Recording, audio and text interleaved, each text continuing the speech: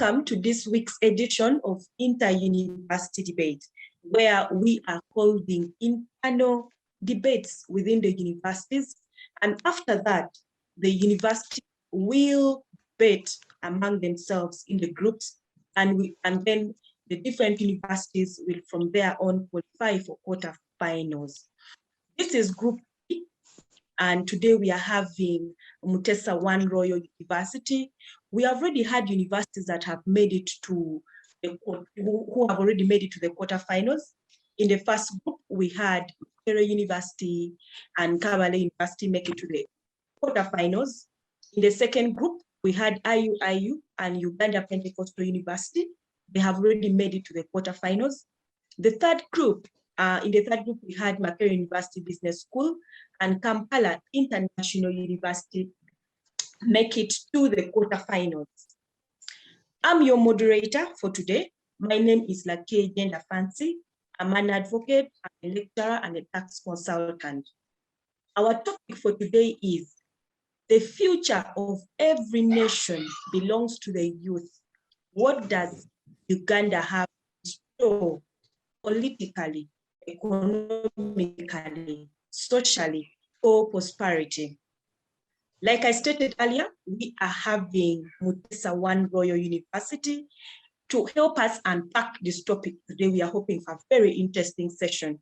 So kindly, our viewers, make sure you subscribe to this channel, and so that you're able to watch our university's debate every week, every Thursday from 2 p.m. to 4 p.m. And this debate is brought to you by Center for Constitutional Governance and Civic Space TV. So today we have a panel of 4 debaters, 2 ladies and 2 gentlemen. I'm going to introduce the debaters for today. Our first debater is called Nachiriowa Amina, who is a student pursuing Bachelor of Education. Amina, you're welcome to say hello to our viewers. Amina, kindly unmute. We are not able to hear you. You're mute. Yes. Okay. I'm humbled this evening to be part of this debate. Yeah, I'm Nachiriowa Amina, pursuing bachelor's degree of education, and I'm ready for this debate. Thank you so much, Amina. We are happy that you're ready for the debate, and we can't wait to listen. The second debater is called Harinaitwe Geoffrey, who is pursuing a Bachelor of Science in Accounting and Finance. Geoffrey, you're welcome. Yeah, thank you very much. As introduced, my name is Harinaitwe Geoffrey, and I'm a student pursuing a bachelor's degree in Science of Accounting and Finance. Glad to be here to share my ideas and knowledge with everyone. Thank you. Thank you. The third debater for today is called Mbabazi Grace, who is pursuing a bachelor's degree in Information Technology. Grace, you're welcome. Thank you. I'm glad to be here, share the experiences and the schools, and even some knowledge about this issue. Glad to be here. Okay, thank you, Grace. We are glad to have you. Last but not least, we have Nsubuka Rogers, who is pursuing bachelor's degree in procurement and logistics. Rogers, you're welcome. We are hoping to have Rogers back in a bit. So, as stated, our topic is the future of every nation belongs to the youth. What does Uganda have in store politically, economically, socially for posterity? So to introduce this topic, we are talking about the youth today. And as we know, Section 1D of the National Youth Council Act, Cap 319, defines the youth to mean a person between the age of 18 and 30 years. So today we are discussing what Uganda has in store for the people between the age of 18 and 30 years. As we know, Uganda has a very, very young population, but this young population faces numerous challenges that we shall go into today. According to World Bank, while about 700,000 young people reach working age every year in the country, on average, only 75,000 jobs are created annually. This is just one problem of unemployment. We have numerous problems that the youth face, issues of drug abuse. We have so many crimes being committed by the youth. But on the brighter side, we also have the youth participating in economic affairs of this country, in political affairs and social affairs of this country. And all these issues are going to be unpacked by the debaters today. So let me go straight and give the opportunity to the debaters to start off today's debate. And they'll start with giving us their opening statements. I will start right from Amina, who will be the first to give us her opening. Yeah, good afternoon, fellow debaters. I think I'm audible enough. Thanks, the moderator. Yeah, as you've said, that today's debate is the future of every nation belong to a youth. What does Uganda have in store politically, economically, socially for posterity? The main keywords in this statement or in this topic is posterity.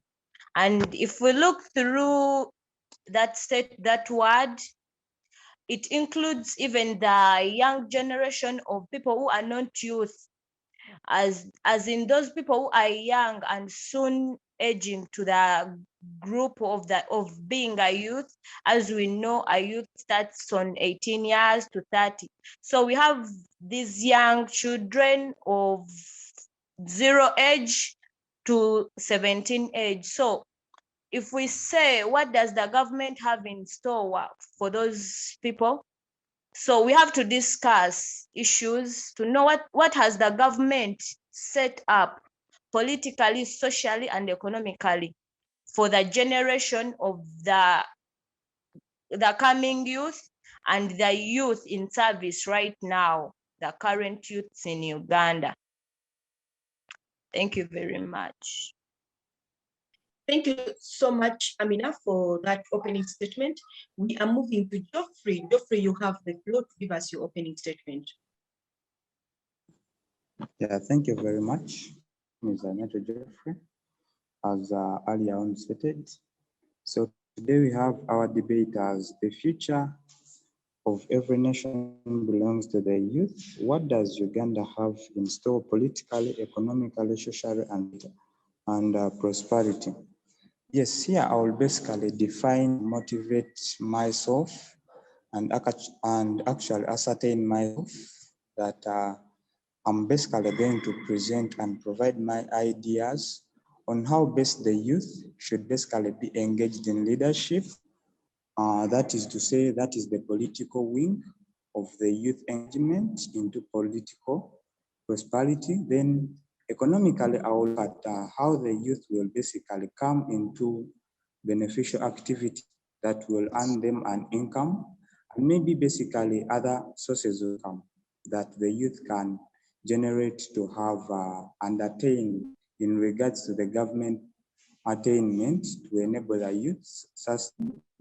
This can basically go through policies and ideas I will discuss. Then for socially, I will look at basically the environment and the community in regards to what the government should basically set and ascertain and put into action, or discuss particularly that have not been put into actions for us to basically, as the youth, prosper. Then basically prosperity, I will look in a perspective of understanding best a youth is to say politically, economically, and socially. In regards to that, I'll share my ideas, be open that the youth should basically understand and come in action for all these in order to attain everything needed and support for them to prosper in their country, that is Uganda, the Pearl of Africa, basically socially, economically, and politically. Thank you. Thank you so much, Geoffrey, for that. Let us get an opening statement from Grace. Yeah, thank you, the moderator.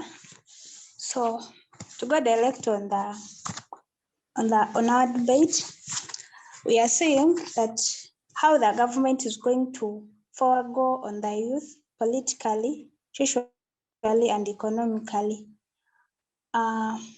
Rating on the political sector, here we see the political affairs of the country, that is Uganda, and economically this involves the careful use of money or the resources that are in terms of finances. Then socially is the way that relates to the society in terms of like the well-being of people and others.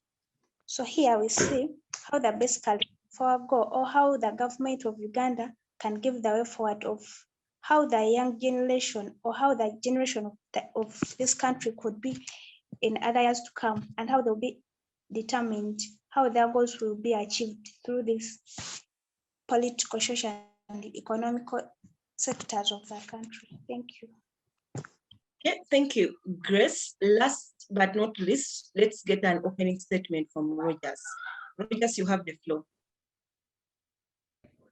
Okay, now maybe I'm clear.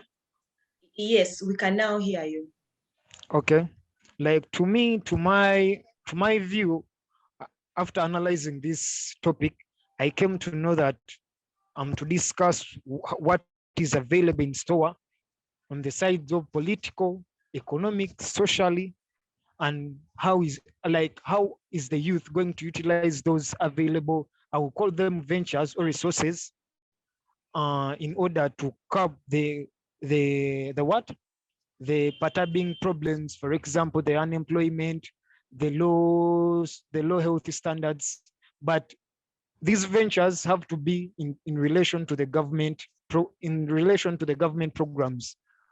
And just to highlight a few, let me just say that as per now, considering the recent statistics of 2019, whereby then the unemployment rate or the youth unemployment was at 2.48. So I will base on the initiatives or the ventures that the government has put in place, because the question is asking because the topic says what's in the store.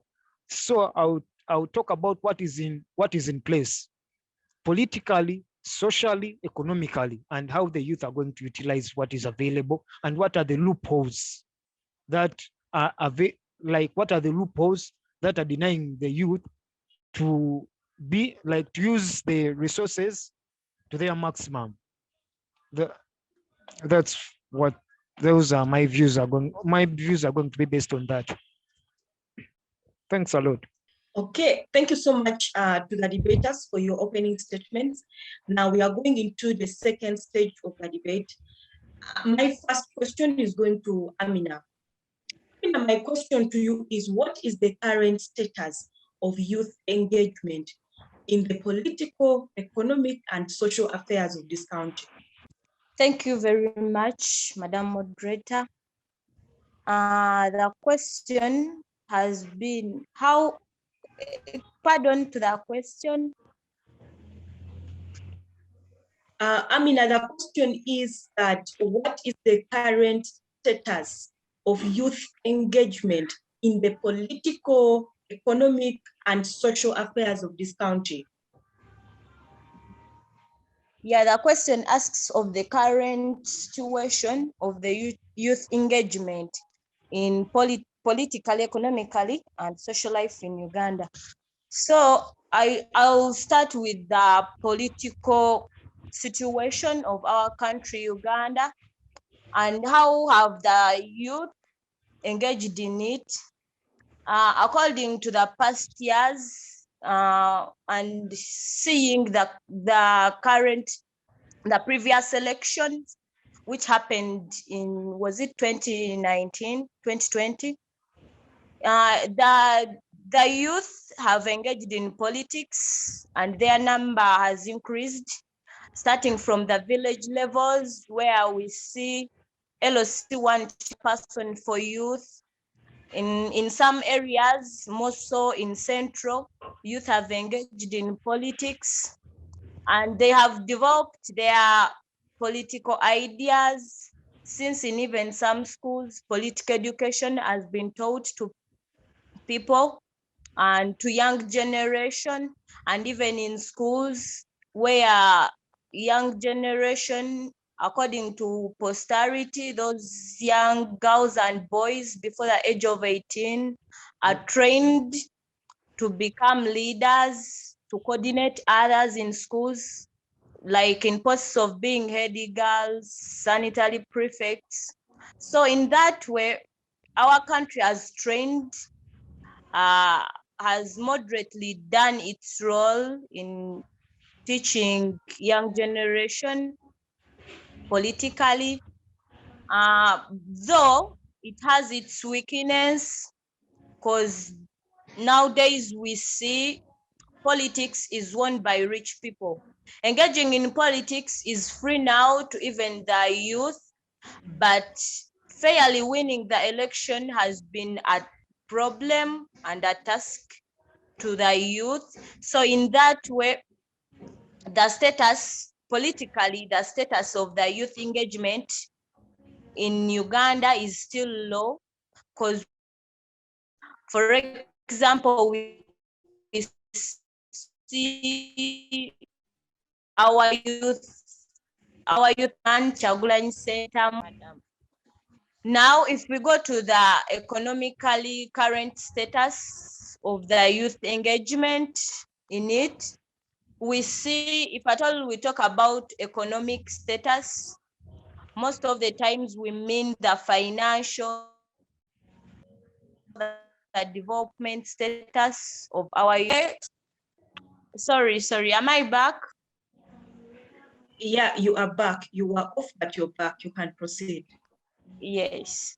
So I was explaining the economically current status for the youth engagement in our country, Uganda. I've already defined the economic status. So in that way, the economic status for the current youth, Uganda has totally tried nothing in that way. So I think something in store for the economic prosperity of our country is low, because we see investors coming in our country, Uganda, starting up big businesses where youth are taken as workers and the payment is very low, no allowances for them. So youth are ending up leaving the jobs, sitting down home due to the low payments, no insurance services for their lives, since many industries they have big machines which at times are hard to be used, and youth ending up jobless due to investors who come in with their workers. For example, the project of making roads, we almost see white people in it, Ugandans ending up jobless, most of our youth. And to another side, Uganda, or our government, has tried something economically for the youth, whereby they have started up institutions, for example, Skilling Uganda, where youth are trained in different skills like tailoring, plumbing.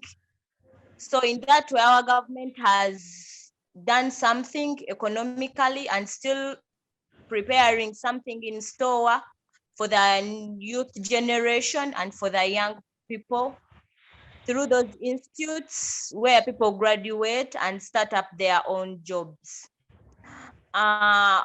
For the current situation, negatively, the government or our country, Uganda, has not set up favorable taxes for the youth since they have just started working, looking for something. So the stated tax policies are high for them, thus youth ending up failing in their businesses, ending up making losses in their business due to the high taxes on ground, where you find someone renting a certain room for a business, but the rent is much more than the profits the person is gaining through it.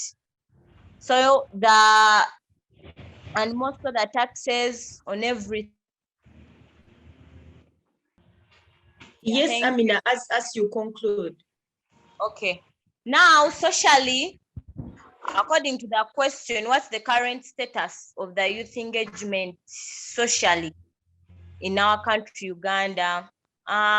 Socially, the youth the government has organized a day for the youth so that they celebrate. The youth have been categorized in different groups, whereby not discriminating the lame or those ones with disabilities. So in that way, our country has given chance for the youth to engage in every task going on in our country, whereby a youth is now free to move to another country, though paying some little money, but they have been given a chance, not excluding the age or the financial statuses. Yeah, thank you very much. Okay, thank you, Amina, for that. I'm now moving to Geoffrey. So, Geoffrey, we have listened to Amina, who gave us the current status of youth involvement economically, politically, and socially. So, my question to you is, if you were a policymaker, and you are in position to involve the youth, which sector do you think the youth should be engaged in the most in this country? Yeah, thank you very much. Earlier on stated, my name is Agneta Geoffrey. Basically, as a political, I would look basically put all my emphasis in the economic sector. First and foremost, I would look at easing where you can tax a trader that earns a profit of about 200,000. Because basically, I can imagine this person having a capital of shillings 400,000. And if you tax them always and they are making a profit of 200,000, it would basically not help them develop further. Because if 200,000 per month is multiplied by 2 years, we could see this person joining the small and medium enterprises that can basically be in. Then another thing I could look up is interesting youth into joining agriculture. Our country basically is blessed with all the aspects that can enable us strive and be well off in agriculture. This actually can be exhibited that if Africa engages itself into farming, we can feed the whole world. So basically, Uganda being the pearl of Africa, Uganda is blessed with fertile soils in all regions, that is to say northern region, southern region, western region, and then the eastern region. These countries, these areas have youth as a population with them. So if youth are interested into joining agriculture, and we make policies such as reduction of taxes on agriculture inputs, for example, reducing on the cost of fertilizers and removing most of the taxes that are added when these goods are being exported from other countries, from foreign countries. That is to say, someone can liaise with the government of Kenya, the government of Tanzania, and the government of Rwanda, in that these agricultural inputs can be supplied at a lesser cost in order for us to produce more and earn more. Then another policy I could look at could be improvement in my knowledge. I'm actually not in good terms with it because agricultural produce is not grown in urban centers. Though we can have greenhouses, but basically there is need to put more emphasis onto highways that connect villages or rural areas that still have fertile soils that can provide enough food for living in urban centers, rate of rural urban migration.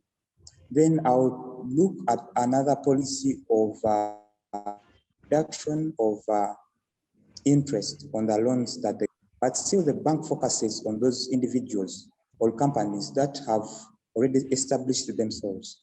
So I would look at changing that policy and also favoring all the entrepreneurs and youth in order to attract them to come and join agriculture rather than focusing on the well-established companies.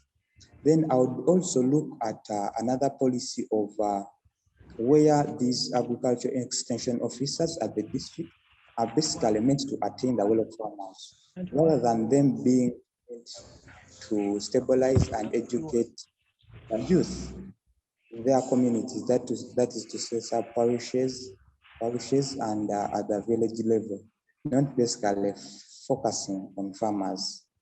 Then another policy I would look at is basically changing on the policy where ministries focus on a higher level of status development. That is to say, these ministries focus and provide a lot of tax holidays to the customers or to the well-off individuals. This should come all. Everyone should have, all the youth actually should come in and attain tax-free holidays. This could attract more people to come and learn. Then another thing, another policy I could look at as I wind up could be change in the education system. Our education system is more of theoretic, and we have much time spent in school than the time the youth would come outside and work for them to prosper. So I look at changing our education system, the level, at least by eliminating some other levels, because we spend more time in school. That one I think you can get consent with me. It is really a challenge in that we graduate from university and someone's actually aging. By the time we complete our PhDs, we are into the ages of 50s and 45. So I could look at changing the education policy. And then finally, I could look at changing the policy where foreign investors are the people that are given more emphasis as an investment. This should come back to our rural youth, the youth in the villages, the youth in the communities. We should actually be given incentives as compared to richer individuals that are actually sponsored by Western governments to come and do their investment. So basically, I'll look at those policies in order for us as the youth to prosper and develop. So I would look at setting them and implementing them. Thank you very much. Thank you, Geoffrey, for that. Moving to Grace. Geoffrey says that if he was a policymaker in government, he would involve youth more in the economic affairs of this country. Do you agree with him? If you could get close to your microphone, Grace, we are not able to hear you properly. As we could involve the youth in the economic sector of the Uganda, as we all are aware of the government policies to support the young people from realizing their dreams. So the government has, over the years, came up with programs designed at alleviating the youth from poverty and using them as a development tool and social change alongside the private sector, following some of the programs and the policies of the country. So as we all see economically, that Uganda signed several export agreements with European Union, the United States of America, but in those memorandums of understanding, a certain percentage of the exports that are exported should be provided by the youth enterprises so that other youth are encouraged to put into the entrepreneurship, whereby if those memorandums are put into place or are put into considerations, it should be the youth to export more of the goods to those countries so that they motivate and inspire other youth to involve into the entrepreneurship. As we could all love to see when our country is booming in entrepreneurship sector, as every youth could be having or running a certain business. Every youth could finish his school when he or she can start up something of his or her own. So the government should empower more and should start up those groups like the youth. So the government should adopt that to initiating some of the youth employment organizations, like where it could empower the youth through giving them like the donations,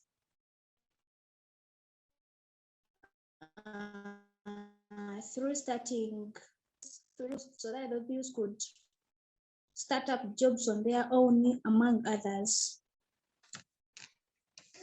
So, and even the government has identified a private enterprise development as a critical strategy for economic growth and job creation in the country.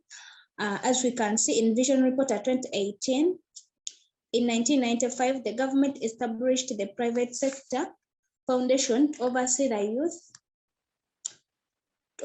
youth growing to the private sectors. So this program involves encouraging an environment that allows the youth to create jobs and generation of the revenue enhancement of exports. So that's it all about the economical development among the youth in Uganda. Okay, thank you, Grace, for that. So moving to Rogers. So Rogers, what does Uganda have in store politically for posterity? Rogers, kindly unmute. You are mute. Okay, I'm so delighted to be asked that wonderful question, because it's where, by the way, I took a lot of time to carry out research. But as per now, I will basically base on the government of Uganda what is available and what is the government of Uganda doing in order to empower the youth. First of all, I'll go politically, whereby the government of Uganda has organized it's organizing organizations or study groups whereby the youth come together to share political ideas. For example, the National Secretariat for Patriotism COOPS, which is a subset or which comes from the Office of the President. And it offers mindset courses whereby the youth come and they are mentored. First of all, they are mentally to change that negative attitude towards the economic prosperity of Uganda. And also they are enlightened about the current opportunities in the government or in other government projects. Also politically, the government has provided the youth with platforms whereby they can express themselves. For example, considering the Constitution of Uganda that was enacted in 1995, whereby anyone aged 18 years and above is eligible to participate in the political affairs of the country, either voting, whereby he selects the leader who she or he wants to direct him or to lead him. And also here, they are also allowed to become leaders, whereby they contest, and if they win, they become members of they become leaders. Apart from that, let me go to the economic side, or economically. The government is organizing, or the government has organized grants. Grants, these are money, I don't want to term them as long-term loans, but I would like to term them like loans that have, let me just say that the government has organized it has organized grants whereby the youth the eligible youth can go and get those grants and they use them for economic prosperity. Also, the government of Uganda, it's organizing many initiatives. For example, the Presidential Youth Initiative for employment, recently I was watching TV and then I saw that His Excellency, the President of Uganda, has increased on the funding on government vocational institutions, and also the girl child. The girl child now is going to go for a tertiary for these vocational courses at a no cost, provided he has the qualifications to attend to these courses. I'll just give you some of the institutions that are funded by the government, the vocational institutions. We have Ahmed, that's in Kayunga. We have Arua, that's in Arua. It's Arua Technical Institute. We also have Basoga, Sadu, which is in Jinja.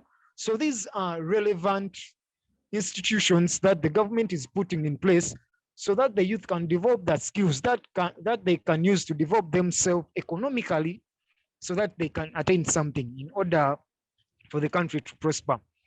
Apart from that, the government is also improving the standards of the vocational training institutions. How is the government doing this? The government is putting regulatory bodies. For example, nowadays I hear that they are, or it's called UBTEB, whereby all those who have completed the courses, they have to go for this professional exam. I term it as a professional exam to be assessed and match the international standards. Apart from that, there is also peer-to-peer awareness, whereby here, for example, this platform, which we are on, it's available because the government has allowed it to operate. Whereby in this program, we raise the issues that are really hindering our development and our participation in government projects. Socially, what is in store socially? I'll first go on the sports side. Sports facilities are being improved. Recently, KCCA FUFA through KCCA passed a budget whereby Chitebi primary field is going to be modernized to reach the high standards, whereby the budget was passed. Also, the government went into a contract with Hamis Chigundu in order to develop Nambole Stadium. No, it's to develop Nachivubo Stadium. And what's the main purpose of all these initiatives? The main initiative of all these projects is that the youth can come together, they socialize for one common goal, and also they share some ideas that can lead them to a better place. Apart from considering all that, let us go to the grassroots, whereby I'll consider the free immunization services that are offered by the government. Sometimes this point may not be considered because people will see it's obvious, but in the long run, if someone is poorly or is living in a poor health, there is no health, or there is no prosperity, there is no economic development, there is no political development. So a person has to first be developed healthy, and in this, the government is offering free immunization services. And these services are accessible to everyone as long as he's a citizen, or he has the relevant documents to these services. Meaning that if someone is vaccinated from the grassroots, by the time he or she clocks the working age, that's 18 and above, he has the ability, and he's healthy, like his health ability is well to run the business, not working on a daily basis. Today he comes at this time, tomorrow he's sick, but because of the grassroots that he was vaccinated, That's one of the reasons he's able to attend the work, to attend work. Also, the government is trying its level best to educate what I usually call financial intelligence through the bankers and other financial institutions.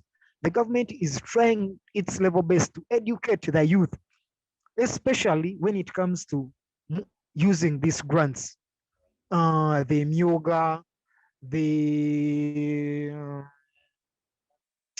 Operation Wealth Creation. Let me give you a clear example. Before you are given that money, Operation Wealth Creation, you have to first attend the lectures, whereby they will teach you that if you do this, you make a loss. If you do this, you make a profit. Do this in order for you to prosper. Do this, reduce on the expense, and you improve on your saving culture. In this, the government is trying to inculcate the value, is trying to inculcate the saving behavior into the youth. Because however much you work, but when you don't know how to manage your finance, my dear, you have nowhere to go. Apart from that, what's available in store and all those well elaborated points that the government has put in place, there are also some loopholes that are curbing these operations to occur.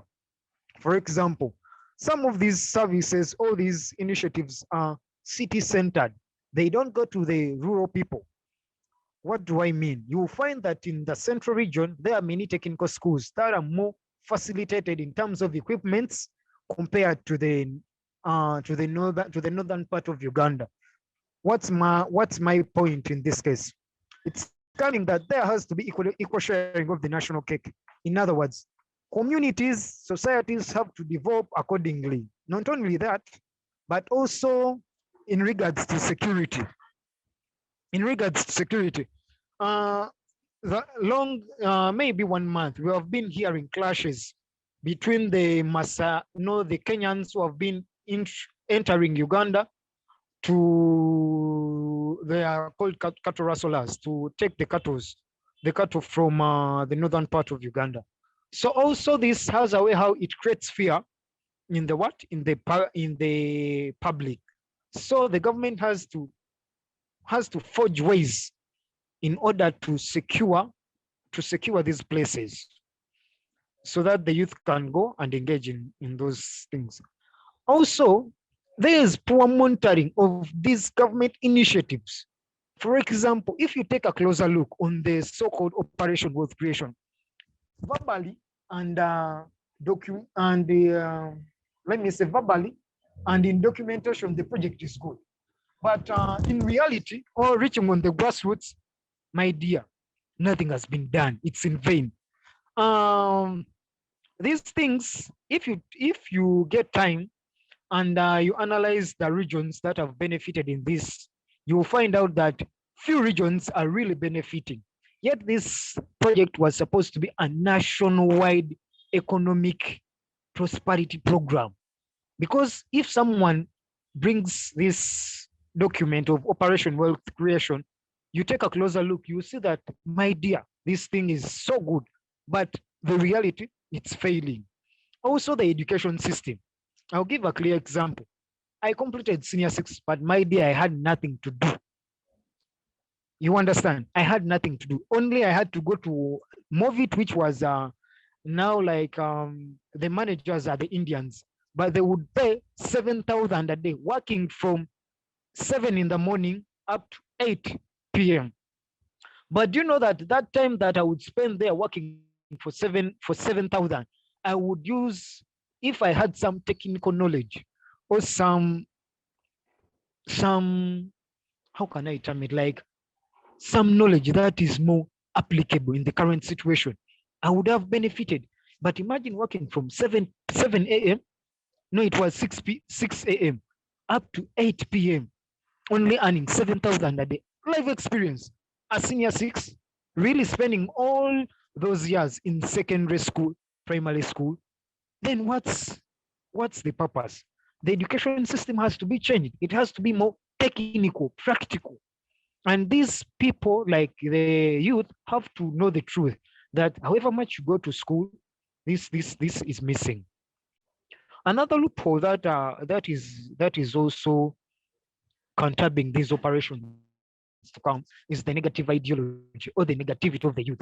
Also, I'll give a live example. We were to attend an patriotism course at CARS, whereby in this course we are to be taught the civic military relation.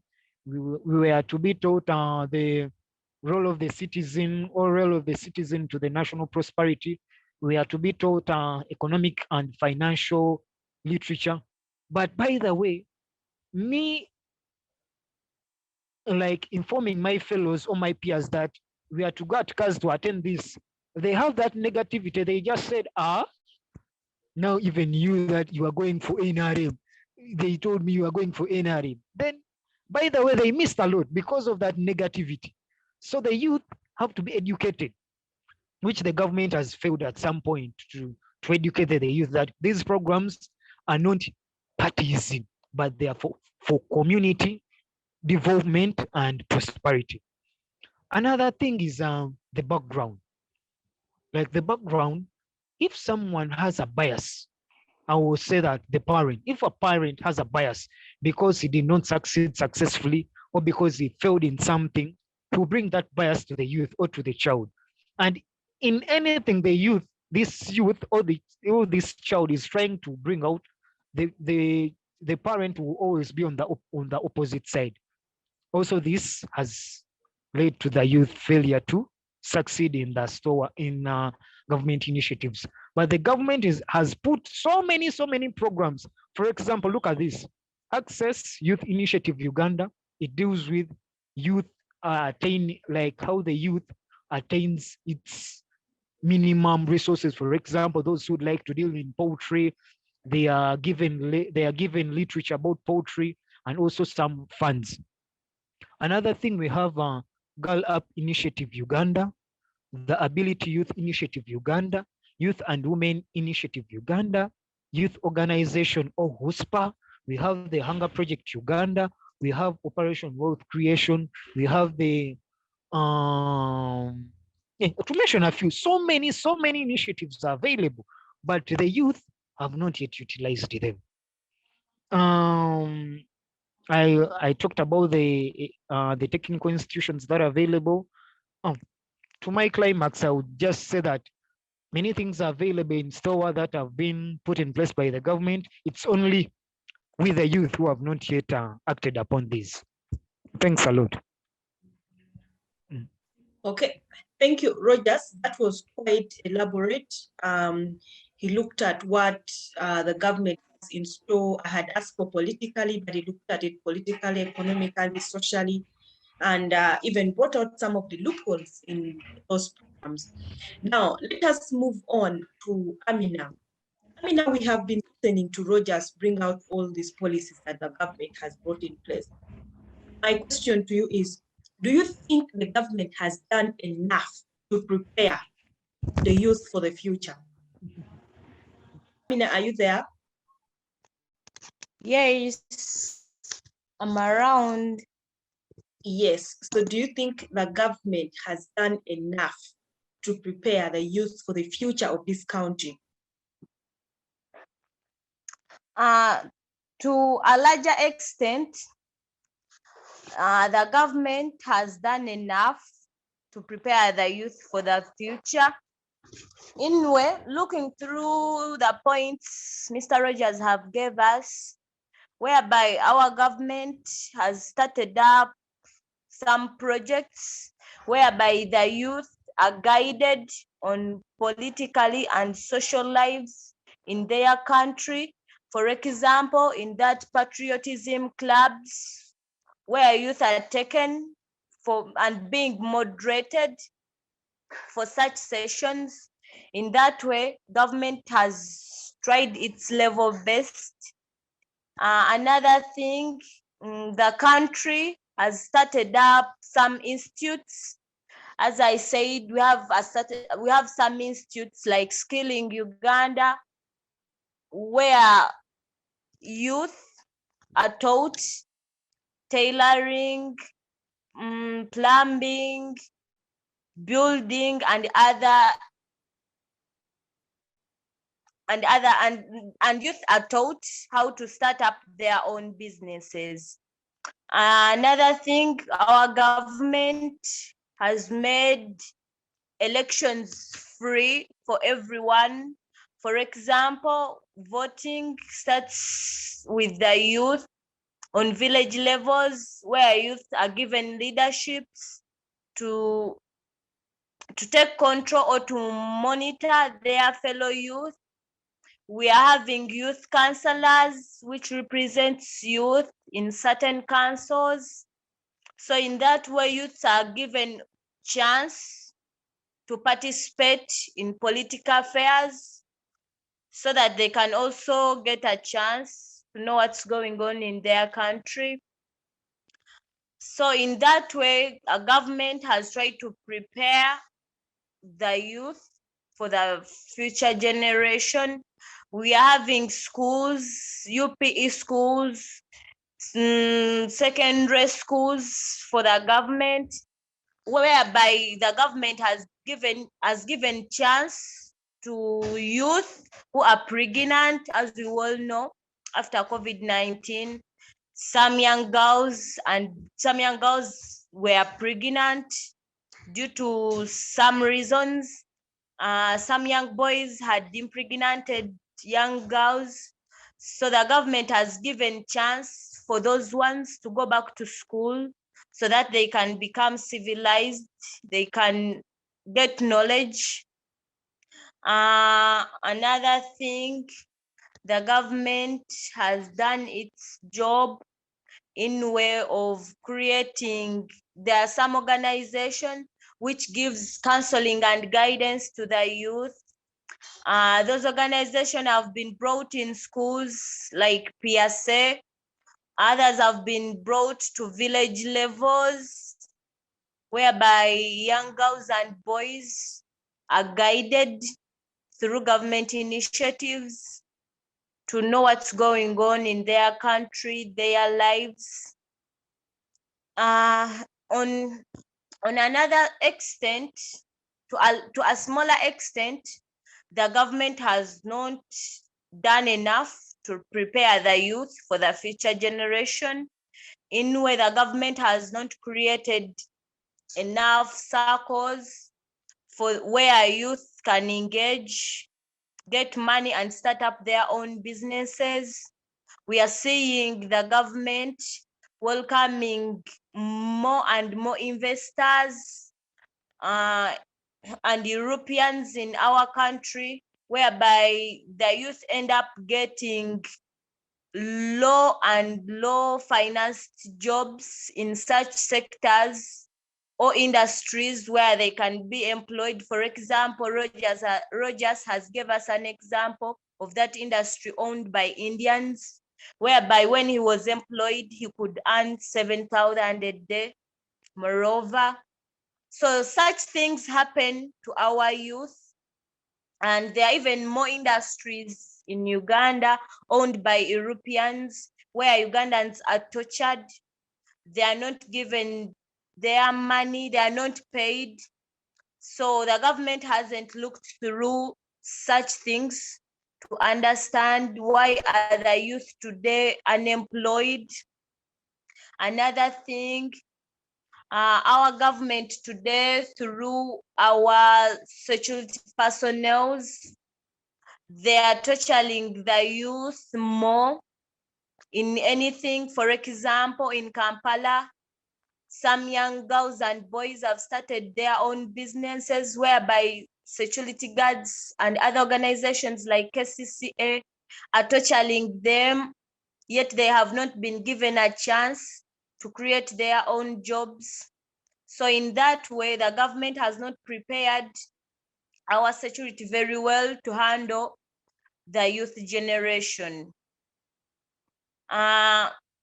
Still, to a smaller extent, where the government has not prepared enough the youth, is that youth people are discriminated I will talk about discrimination in some places where you see some organization or some selected organization can prepare a day out for people so that they can moderate them, teach them, and segregate people according to age, welcoming those of 30 age and above, instead of teaching the younger generation what's going on in future.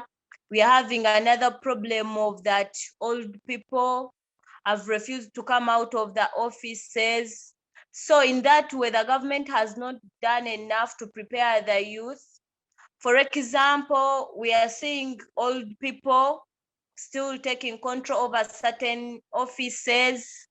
Yet, if at all there was a set up age so that everyone is given a chance, even the elders, to be in offices and also prepare the youth generation to also enter the offices, we end up seeing people getting older and older to the extent of even getting diseases, but still in the offices.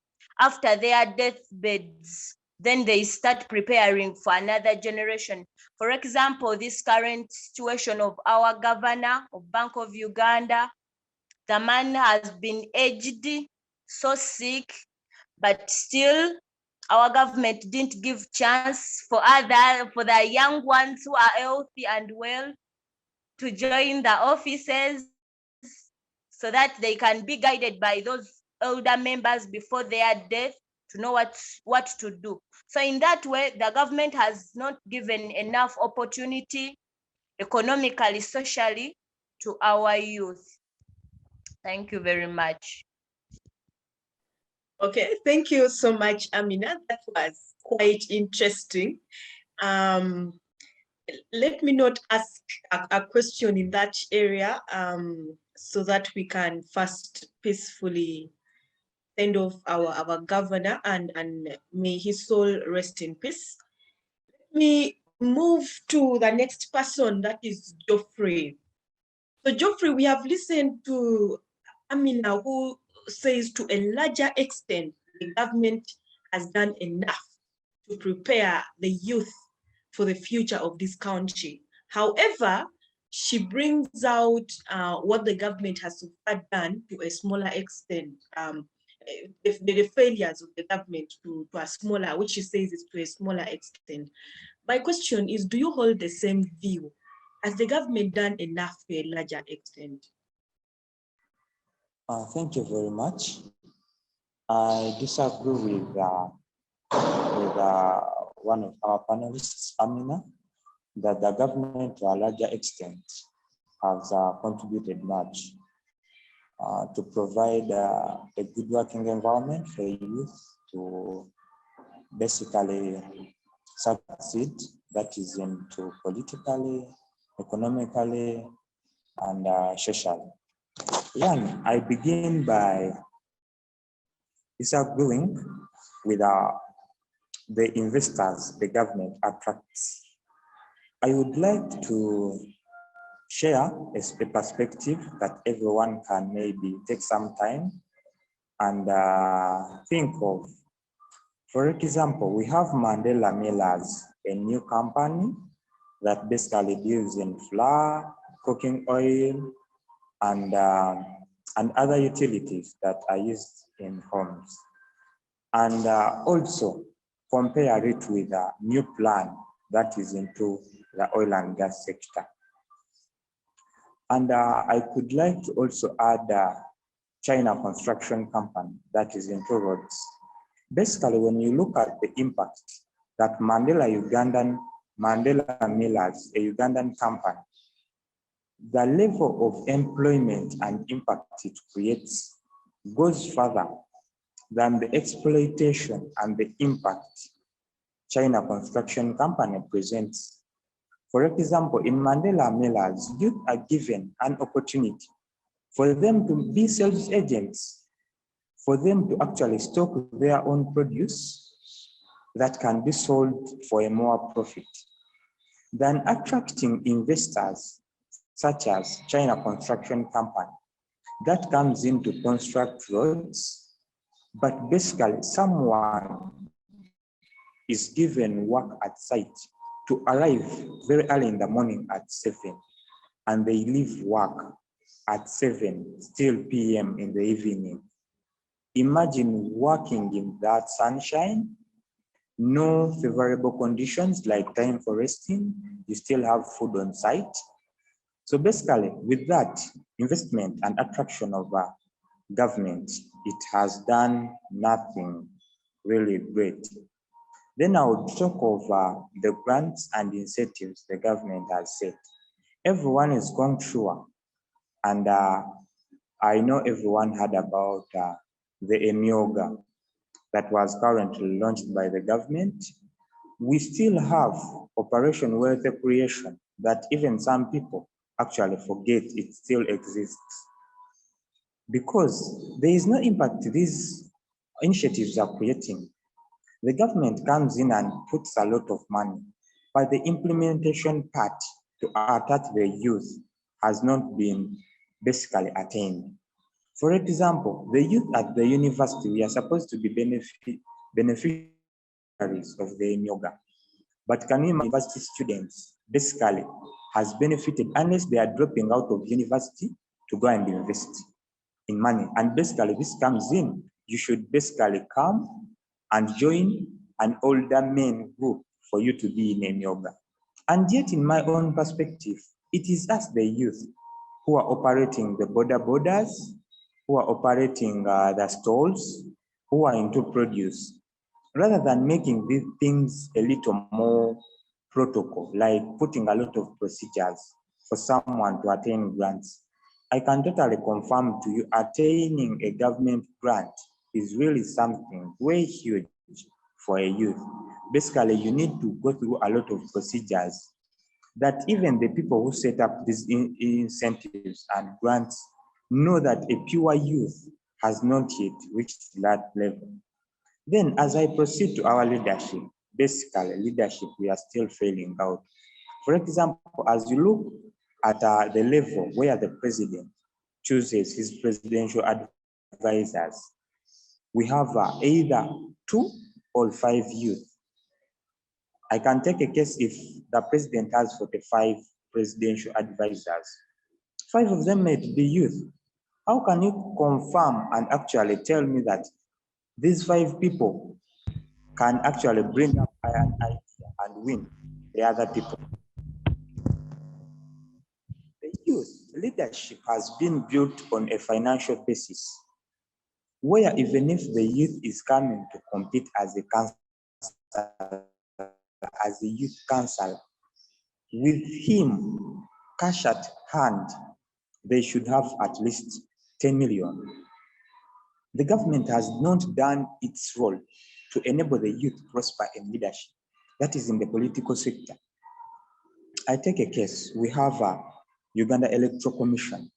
None of us has seen them come to the village to teach the people what they should do in voting. What basically does the vote cost? Why do we need to vote? Basically, an individual should understand the value of the vote. But we see these people come on radio stations, basically at night, just for example, Western region. They come there like twice on radio stations. They make an hour presentation. They pay a cost that goes between 2 million for an hour. That is 6 million for 3 days. And they leave the region. That is the civic education they are talking about. But really, do we, the voters, the local people in the rural areas, understand the value of the vote? Or basically, the government still, we have protocol that Uganda Electoral Commission comes in and teaches people what they should do, the voting time. I actually want to confirm to you that people actually understand how to vote as they are being given a ballot paper. They are telling them, please tick in this box. Can you imagine? And we have Electoral Commission being funded fully by the government to have civic education to the youth. Then I go back to the policy and the education system, that everyone is saying the government has come in to invest in vocational skilling. Basically, my friends, educational system is the only thing that will save Uganda as a nation. But I can imagine a case that all the institutions someone mentioned that are being taken up by the government, they are there. Yes, they are well documented. Everyone understands, like Utende was taken by the government, money being taken up by the government. We have Busoga University being taken up by the government. But look at the cost of someone joining institutions. And not forgetting that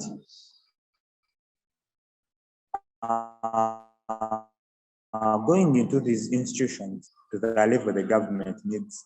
So there is no way you can basically tell me that the government has done much in the education sector by setting up vocational skills, yet we are not going to go there. Vocational skills, another thing, they are a metal student, a student doing metal fabrication and welding. You can go to a school and basically there are no resources. What do you have to do? You learn, theoretically graduate. After, you go back to the field where you're going to pay another 2 million to an individual with a workshop outside to train you how to do welding, plumbing, farming. Can you basically give me an agriculture school that has its own farm, that has been fully established, and it is a learning center? It is not there. For example, when you go to Bukalasa is an agriculture school, but all the investments that are there are being funded by the European Union,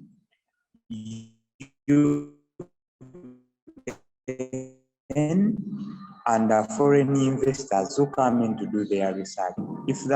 And they leave. All the things are dumped.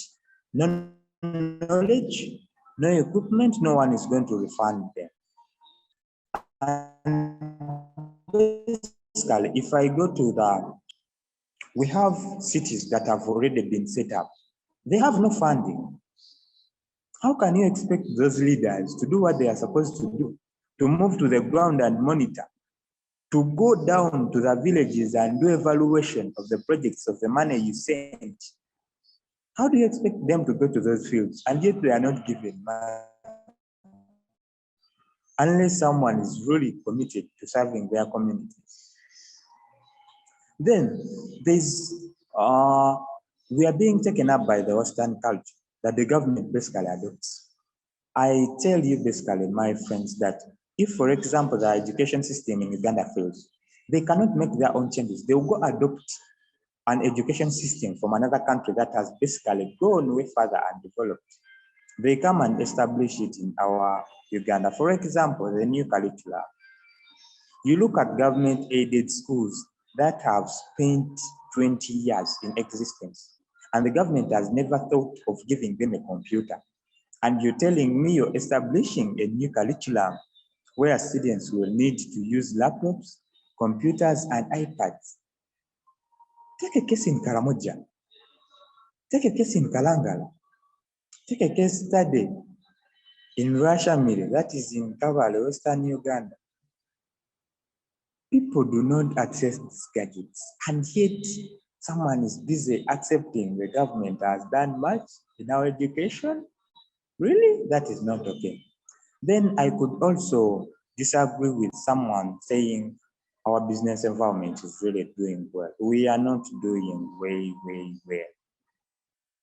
well. I give a case where the level of employment opportunities that these people sign up as they come into our economy is way different than what they actually do. For example, each corporate company is supposed to do social corporate responsibility. Has the government come in and emphasized doing of social corporate responsibility? And if it has come in, to what extent is it doing? For example, we have Total. Total has been in many social corporate responsibility activities. But where are the beneficiaries? Someone graduates, the total comes in, after they've succeeded P7, they give them 500,000. Currently on the market, as a student goes to senior one, the 500,000 only buys requirements, not fees, not any other thing. You see? And then look at companies like Mukwana. They've been in this economy for so long. Look at companies like China Construction Company. Look at companies like Sino. Go to Coca-Cola. They do social corporate responsibility, which is way less with an impact, and the government individuals are busy seated in offices, giving these guys incentives and tax-free holidays. What?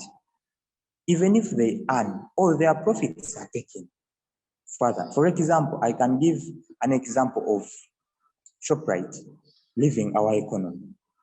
This is a supermarket that was employing about Geoffrey, it's an interesting discussion, but if you could conclude on that point, we'll be getting back to you. Okay, thank you very much. I would like to conclude and say the government has done less to our prosperity as the youth, politically, socially, and economically. Because with politics, if you don't have money, my friend, just know there's nothing you're going to do. So I disagree with my panelists saying the government has done way much to develop us and enable us to prosper. Thank you. Okay, thank you so much, Geoffrey, for that, bringing out in a very elaborative way the different loopholes and the fact that, according to you, the government has not done enough to prepare the youth for the future of this country. So let us move to Grace and also get her take on this question. So Grace, you've listened to Geoffrey, who says, no, government has not done enough. And you've also listened to Amina, who earlier said, to a larger extent, government has done enough. So you might be a referee here. So what is your take on this question?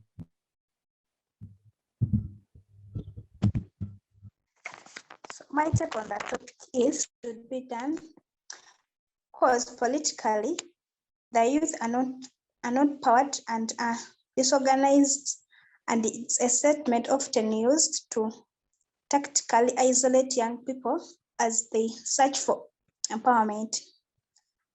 Despite around 30% of the MPs under 35 years of age and 5 youth specific positions at the parliamentary level, it's clear that those are not enough youth representative in the government, and their interests are not well understood. So the government has not done its role, and here the government should strengthen the political representative of the youth in politics, authorities, schools, and civil society.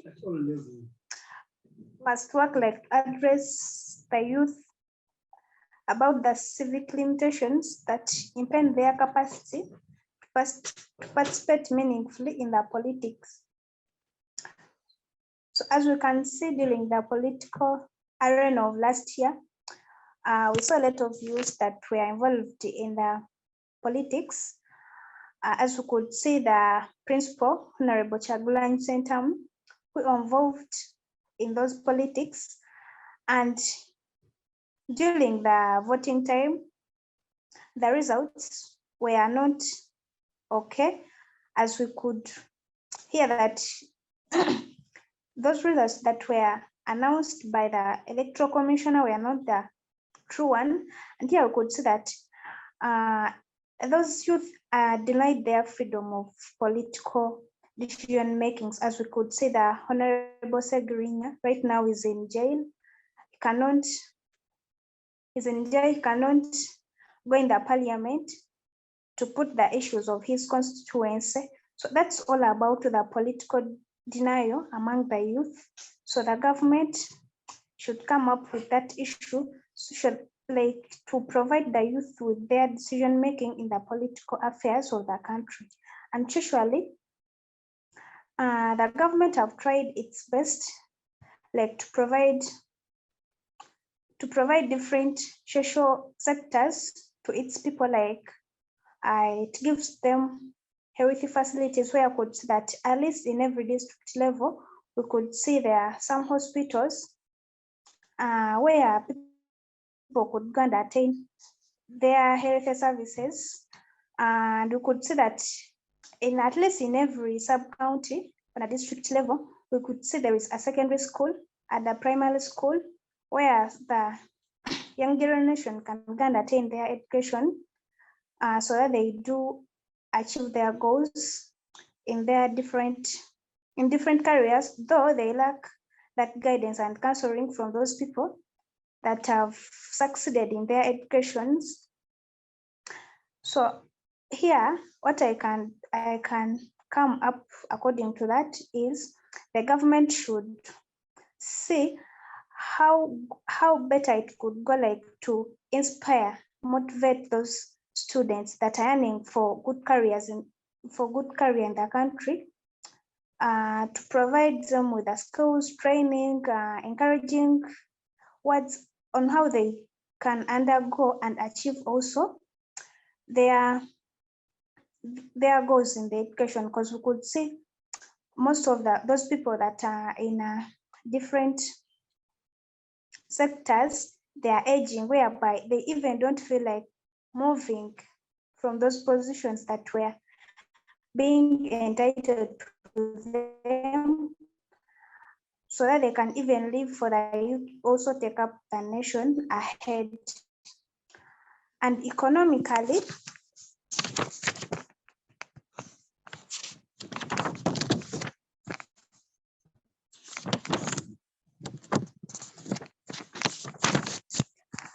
the role of the government is to address the youth unemployment as a crucial issue, whereby they can be an enabling environment for the youth to thrive. So the government operates as a nexus between the policy and the policy and the practice through addressing the socio-economic problems that are affecting the youth, for where we can find youth are unemployed, whereby you can find a gentleman or a youth holding a bachelor's degree, like in education, when he's on a border driving, yet he struggled from primary, secondary, with all that hardships in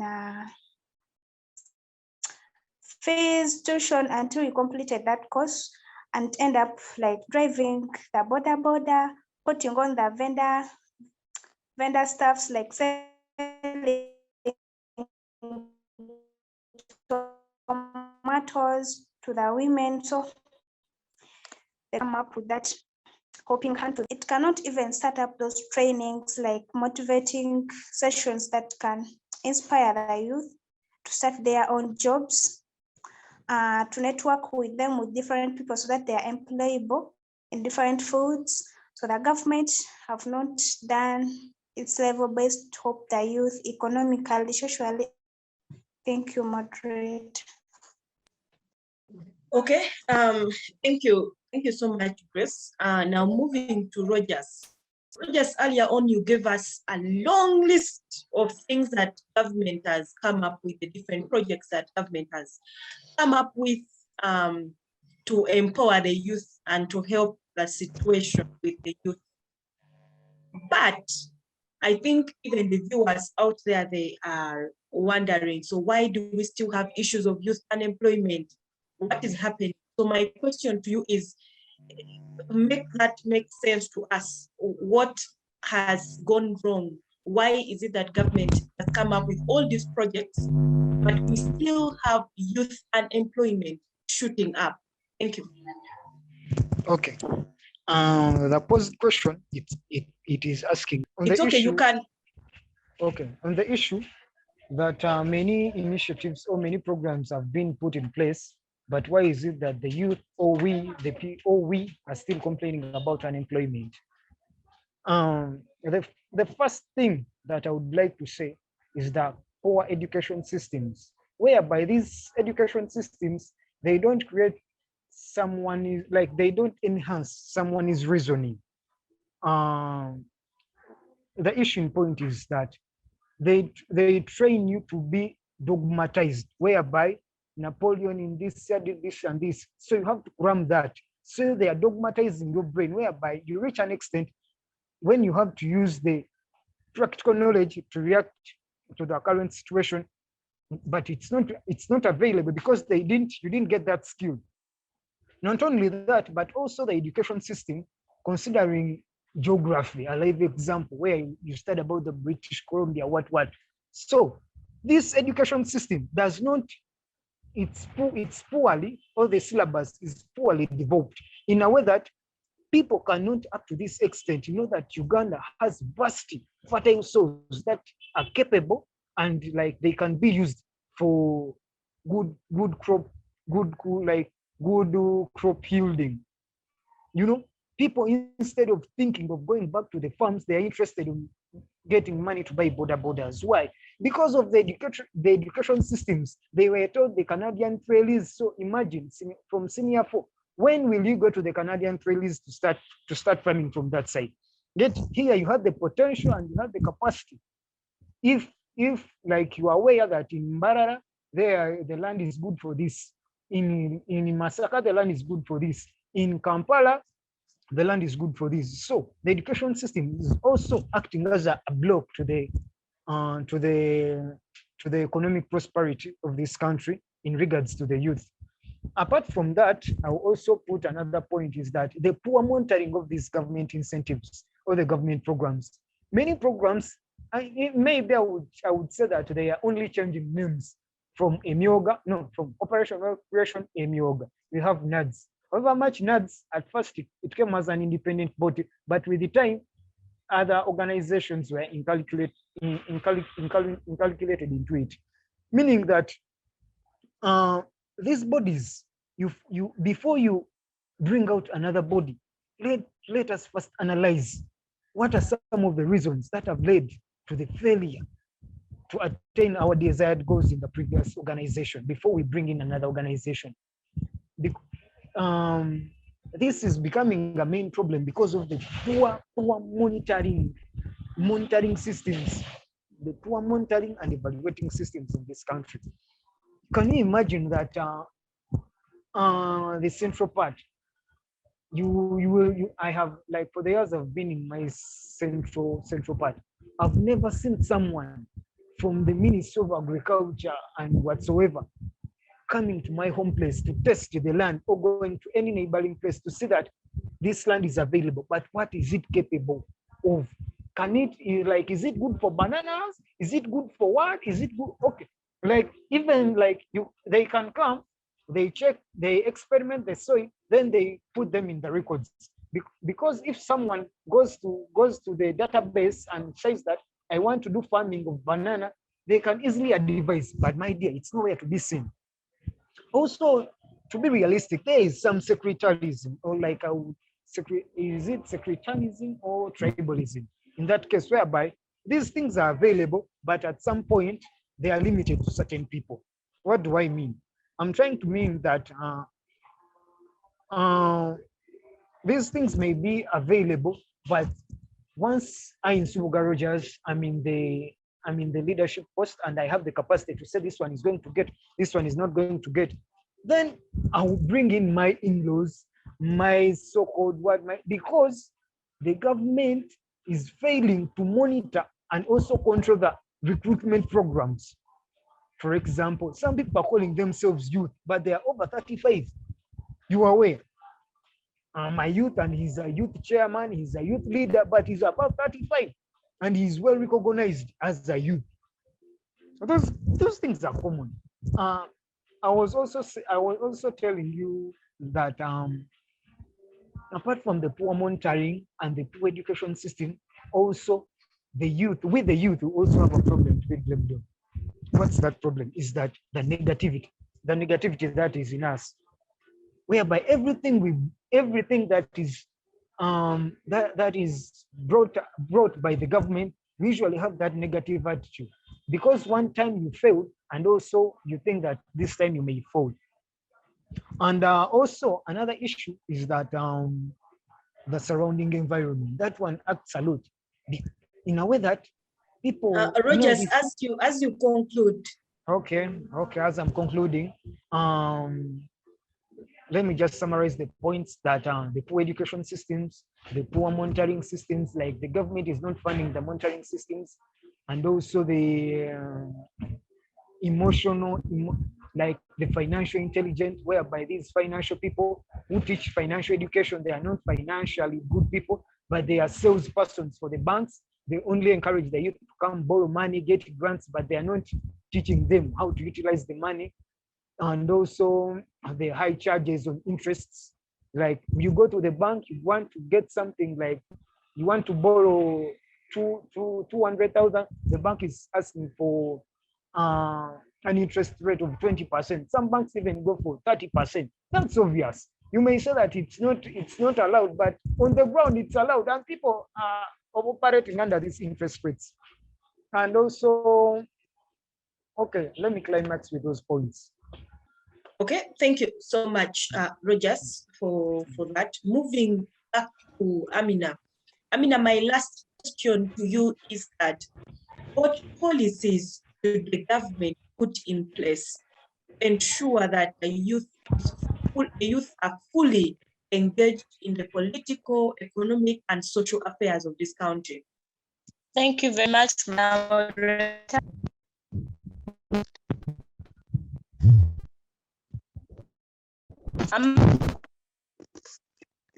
Hello. Am I audible? Yes, we can hear you. Okay. Pardon the question, Madam Moderator. My question to you is that what policies should the government put in place so that the youth are fully engaged in the political, economic, and social affairs of this country? Yeah. Thank you, Madam Moderator. I've understood the question. Yeah, I think the government should first of all, let me say, bringing back or setting up a new policy of age limit so that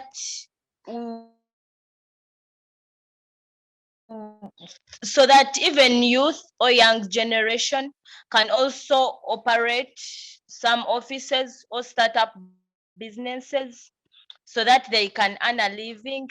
As I said earlier, for some offices in some organizations, we are facing faces of aged people, weak people. So in that way, our government should set an age limit for the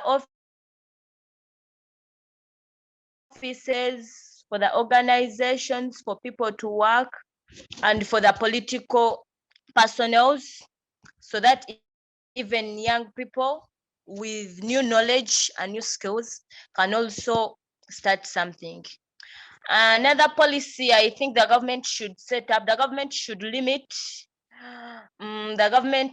set a limit on Europeans coming in our country, starting up businesses which do not favor local people here. So in that, our government should set up policies of decreasing Europeans so that even Ugandans can start up businesses and also get money out of their business so that they reduce European competition in their homeland.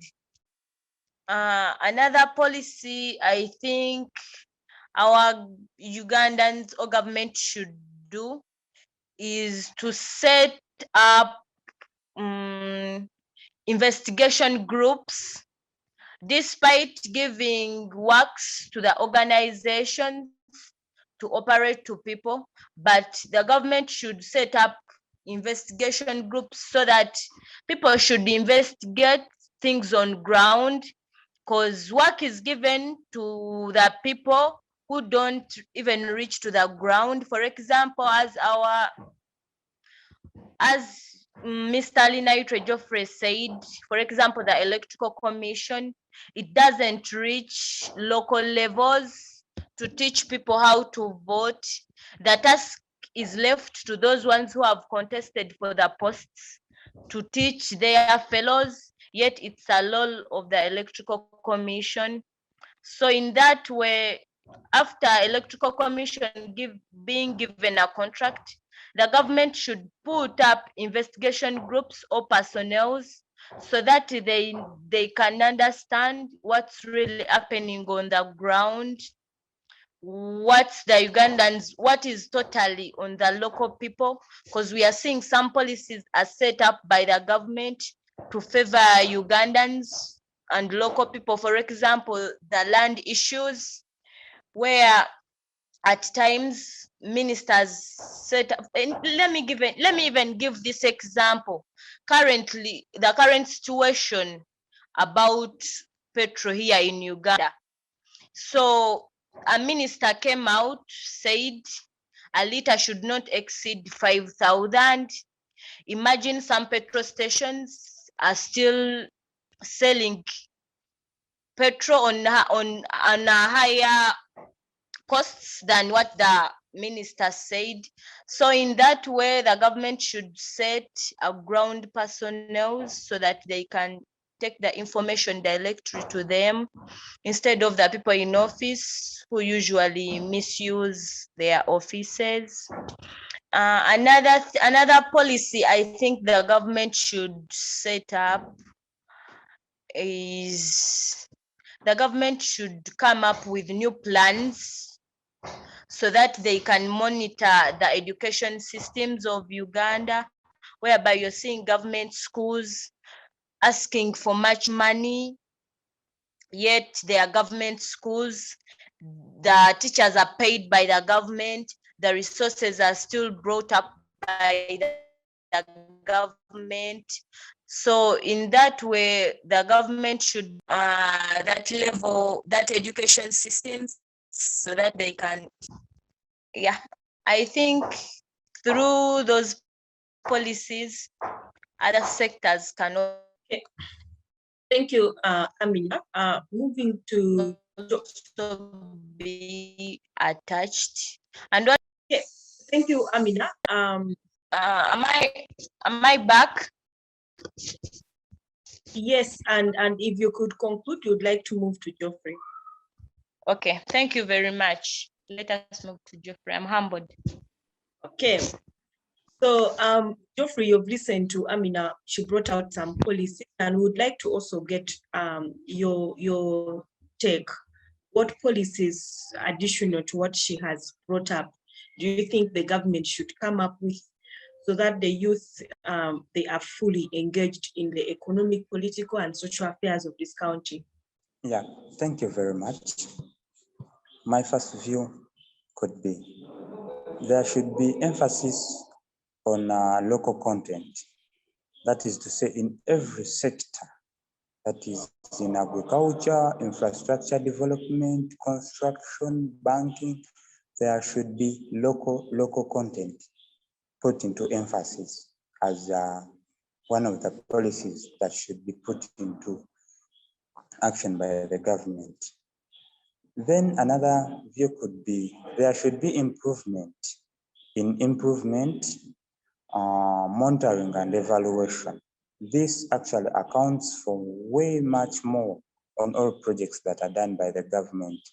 For instance, people these days construct boreholes without water. People construct toilets without ditches. So you see, these all have been identified through monitoring and evaluation. The government should come up with a policy that encourages monitoring and evaluation on all projects. And these reports should basically be submitted on time, not a report coming after 2 years and the project was done 2 years back. And then I could also have a point on regulation of taxes and doing business in the country. No one should set up their prices. The government should come up with fair prices on each and everything in order to have a well market, a well clear monitored market, in that no one sets their prices and government just comes in to interdict and say, please please, the government should not bargain with suppliers, but rather focus on setting up free prices that everyone can afford. Thank you. Okay, thank you, Geoffrey. Moving to Grace.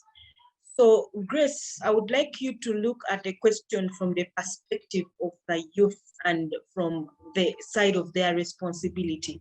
What do you think the youth themselves should do so that they are fully engaged in the political, economic, and social affairs of this country? Yeah, thank you, Madam Moderator. So the youth, what the youth can do, the youth what they can do, like to be empowered in socio-economic and economical factors, is the government should, we have different policies in those different sectors. So socially, we're having sectors like we're having how the Ugandan societies made their human needs first. The government should engage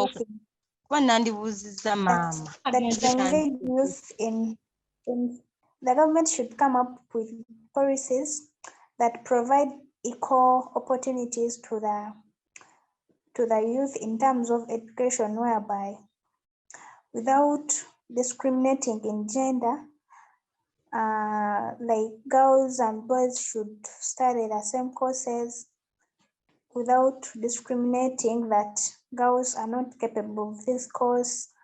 In health sector, like youth should be empowered, like how they can keep themselves in a good healthy state, like not acquiring those diseases like the HIV/AIDS, because there are those youth that go and sell their body just like to get the welfare of their lives. And economically, the government should set up the levels of taxation, the government budgets, the money supply, and interest rates, whereby it should keep the market stable, where the youth could be engaged and involved in those markets. There should be a policy of economic prosperity, where youth should be encouraged to engage themselves in economic activities to prosper their economy. They should be engaged like to participate in business levels through bringing different policies that motivate them to start their own jobs. As we hear this, like buy Uganda and build Uganda, like it's with the youth. If we come up with different, let me say we created our group or a circle where we make different things like the craft things, it's the government to empower us, like to give us the markets where we could sell those items. So that will empower and inspire the youth that are not interested in the economic development of the country to also engage themselves in the economical sector of the country. And politically, the youth should be given a front bench whereby their issues should be listened in the parliament, and they should also be given a chance, like to participate in different political affairs without discriminating in the tribe, the race, the age, because you could find a youth when having a clear point more than those aging people. So the government should come with that policy where it could give the youth a chance, like to make decision makings in the political affairs of the country. So I call upon the government, like to come up with different policies that are necessary for the youth and that also provide the youth skills to engage themselves in the social, political, and economical factors of the country. Thank you so much, moderator. Okay, thank you, Grace. Rogers, my last question to you is, aside from the youth themselves and the government, which other stakeholders do we need so that we can prepare this country for posterity? Pardon on the question. Pardon. The question is, apart from the government and the youth themselves, which other stakeholders do we need so that this country prepares for posterity? Okay. Apart from the youth and the government, what are other stakeholders that we need in the prosperity of the country? The other stakeholders, to me, I would think strictly we need the teachers. The teachers have a key role in molding the youth. The teachers also have a key role in tarnishing the youth, whereby these teachers have to be patriotic, and also they have to be like they have to act accordingly to what they are supposed to teach, and they have to advise the government after analyzing the current issues, because some of these teachers, they already know that this system of education is totally bad, but for them, because it's simple, that they would come with their theory books, they teach, so it will be favoring them, because they don't want some, I don't say me, all of them, but some, they don't want to go beyond their reason, because in the education system, it has to be interactive, whereby the students bring ideas, also the teachers bring ideas. So the teachers also are stakeholders in this struggle. Apart from that, we also have the doctors, all the medical personnel. What am I trying to say here? That these medical personnel have to give advice, especially in the feeding, and also mental health, whereby some people are mentally depressed because of their financial situation. So these people have to be mentored. They have to be counseled so that they come back. Apart from that, we also have the NGOs. Where do the NGOs come? The NGOs come in establishing or formulating policies. For example, this policy has been in the parliament, but it has failed to be passed. The policy of the minimum wage. So these policies, for example, the Amnesty International, for example, these NGOs, for example, Amnesty International and other constitutional bodies, they have to fight so that this minor policy is passed, because it will safeguard their youth and it will attract them to employment. Also, other stakeholders, I would say, are the parents, because the parents are not part of the government, they're not part of the teachers, but also the parents play a key role by changing the mindset of these youth, whereby from the grassroots, corruption has to be fought. For example, if mama brings something that the older brother has to share to the rest, he has to share it equally. But if mama does not monitor how this thing has been shared, these are the people you see that however much the yoga project is there, but still is not distributing the money evenly. However much Operation Wealth Creation is there, but the money is being distributed among the close friends, and those who are able to do what? And those who are able to reach the offices. Also, not forgetting the religious or the religious leaders. However much these religious leaders, they only care about someone may say that they care about only soul building the, like, teaching the people how to be godly, living in a faithful world, being faithful. But to my understanding, someone who is poor, however much you teach him, or like you teach him or her that God loves you, my dear, he will soon commit something that is violent. For example, someone who has spent 3 days without eating, that person can commit suicide. But all of these things come in one bracket. The religious leaders, they have to be part of this struggle, whereby they have to educate the youth that however much you come to church to attend the service from from 8 to 10, but make sure that the moment you go back home, you check the hands, you check the cheeks, you check the what. Another organ that is really vital in this struggle, the organ, I would say, the community.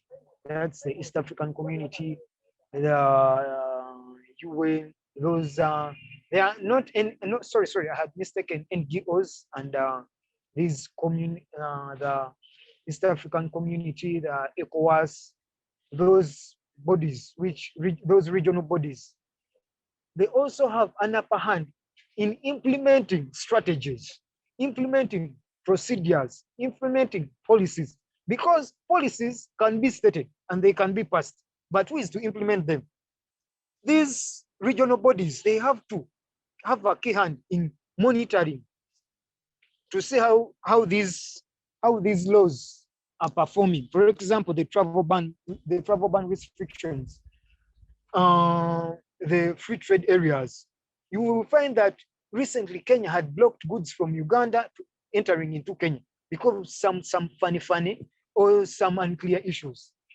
As per now, Uganda, we are still struggling with Rwanda in order to import and they also export goods there.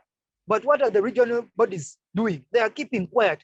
They are not knowing that also this thing is affecting the youth also, because the youth are they are workers there, they own business there, they are acting as laborers there. There are many other bodies that have to be part of this.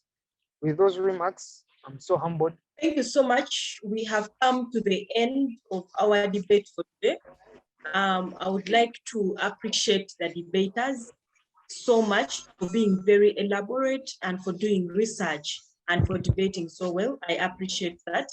I would like to also appreciate Center for Constitutional Governance for bringing for us this debate, and also Civic Space TV.